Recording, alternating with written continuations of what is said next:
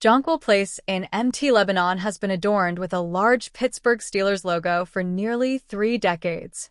An annual tradition is to refresh the paint every year during the neighborhood block party, where neighbors gather on the street for food, fun, and fandom. "We are all sports fans," said Kevin Baverso, while wearing an apron with the Steelers logo as he flipped pancakes for the breakfast-themed block party on Sunday for the Steelers and Minnesota Vikings game in Dublin. This is about a sense of community and making memories. The memory-making began in the fall of 1996 when Libby Johnston noticed a Steelers logo spray-painted on a brick street in Brookline. "When I got home, I asked my neighbors, how could we do this on our street?" said Johnston, who, with her husband Bruce, attended the block party on Sunday morning, a television showing the game propped up on the sidewalk nearby. Their neighbors Nadine and Eddie Englert were more than happy to embrace the team effort. Every year, except during the 2020 pandemic, the Johnstons and Englerts helped coordinate the block party. They've recently passed on the planning to the younger neighbors, such as Baverso and his wife, Laura. Devin and Sean Nacarelli, along with their daughter, moved into the neighborhood in February. Devin Nacarelli said neighbors came out of their homes to help carry boxes when they moved in and told them about the block party. "This gives you an old-time neighborhood feel," Devin Nacarelli said. "You become part of the community right away. I love the concept." It's what drove Kevin and Laura Baverso to move to the area. When they were looking for houses, Kevin Baverso suggested they drive up Jonquil, and once he saw the logo, he said to his wife, "We have to live on this street." There were 2 homes for sale. They bought one and were invited to the next block party. Everyone chips in to cover the cost of the permit to close the street to vehicular traffic for a day and any other expenses.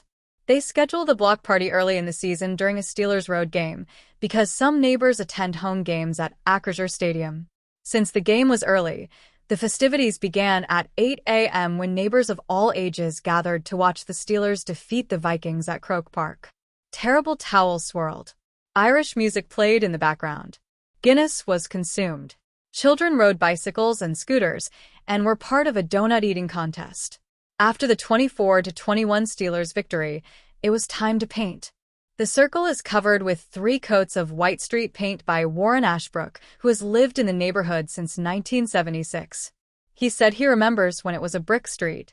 A stencil is used for the word Steelers and for the 3 hypocycloids, which are traced and then painted twice.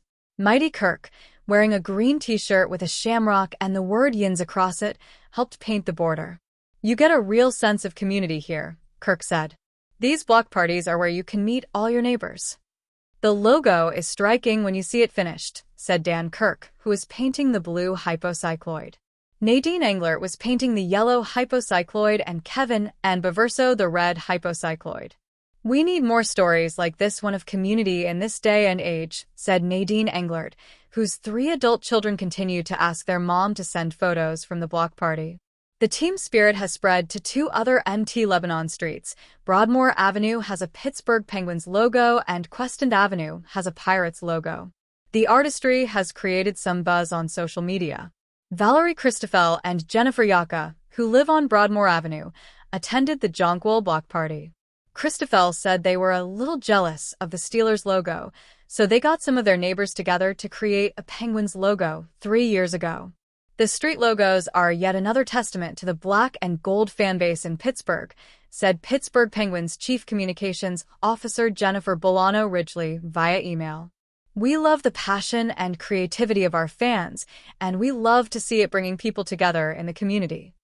They refreshed the Pens logo during their Streets block party on Saturday, fittingly on the same night the Penguins honored goaltender Marc-Andre Fleury, who played in the 3rd period of a preseason game against the Columbus Blue Jackets at PPG Paints Arena.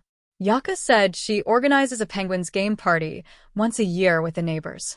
Back on Jonquil, the logo painting began early in the afternoon and was completed around 5 p.m., with neighbors sharing stories about the history of the logo and how utility companies try to go around it when they have to go underground. MT Lebanon officials are aware of the logos, but declined to comment on them. "The logo looks so good when it's done," Kevin Baverso said. "The colors really pop." A new speculative article by Bleacher Report's Christopher Knox has the Cleveland Browns and Cincinnati Bengals on the hunt for a quarterback. Former Pittsburgh Steelers quarterback Russell Wilson has hit the trade block after he was benched for rookie signal caller Jackson Dart.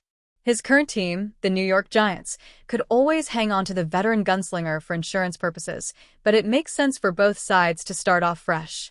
It's been a disaster for Wilson ever since he fell off a cliff after the Steelers held a 10-3 record last year.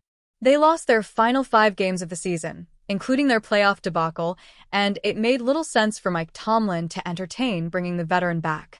They went with Aaron Rodgers to lead Pittsburgh's offense this season, and Wilson had few options to choose from.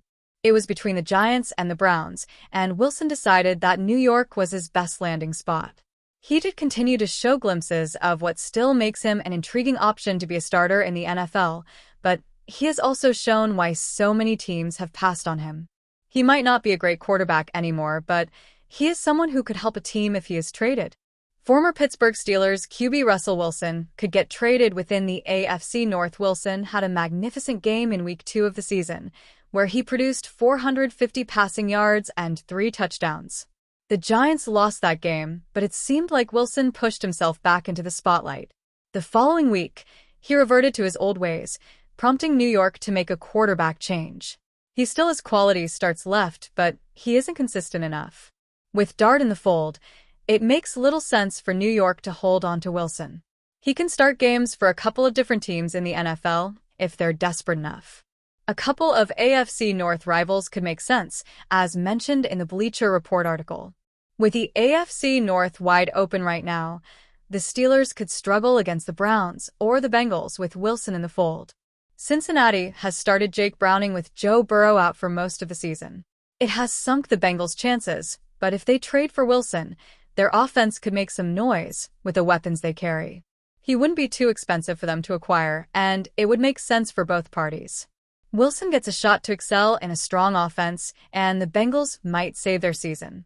The other AFC North rival of the Steelers mentioned is the Browns. They just benched Joe Flacco for Dillon Gabriel, and they're a lost cause. Wilson visited Cleveland during free agency, but he declined to join them. He could get ultimate revenge by joining the Browns and forcing a loss or two to Pittsburgh. Cincinnati is the better landing spot, but Cleveland is another possibility. The 3-1 Pittsburgh Steelers could use some help at wide receiver after Calvin Austin III suffered a shoulder injury on Sunday that required a hospital visit. Austin has been the clear WR2 for quarterback Aaron Rodgers in the early season. Ben Skowronek has the 3rd most receiving yards for the Steelers, but his 22 receiving yards rank 7th on the team. The injury to Austin should give the Pittsburgh front office reason to find another receiver to help boost the offense and make the most of having Rodgers on the roster. Steelers insider Nick Farabaugh of Penn Live named New York Jets wide receiver Alan Lazard as an intriguing option to trade for before the deadline on November 4th. Lazard has a history with Rodgers, as the two were teammates with the Green Bay Packers and Jets. Because of their familiarity, the impact would be felt almost immediately. Another veteran who is not the focal point of the offense he plays in anymore, Lazard feels like the type of player who is the easy button option for the Steelers, Farabaugh wrote. He brings a bigger, physical presence than the Steelers have in a room, and the Aaron Rodgers connection is obvious. So far this season, Lazard has just 3 catches, and while he was eager to prove himself away from Rodgers, it might be better for him to settle back into a comfortable pocket. There would be little learning curve for Lazard, too, which would help the Steelers get an instant boost of help to their wide receiver room. The price for Lazard shouldn't be more than a late-day 3 draft pick. Lazard, 29, has just 3 receptions for 21 yards and 1 touchdown this season. After a 0-4 start, New York should be a seller at the trade deadline. Lazard's contract is cheap, $1.75 million guaranteed, as he took an $8.5 million pay cut this summer. He'll be a free agent in 2026, meaning Pittsburgh won't have to stay committed to Lazard if Rodgers decides to retire after the season. The move is a low-risk, high-reward move for the Steelers, unlike what the Jets did when they gave Rodgers a familiar target in Davante Adams last season.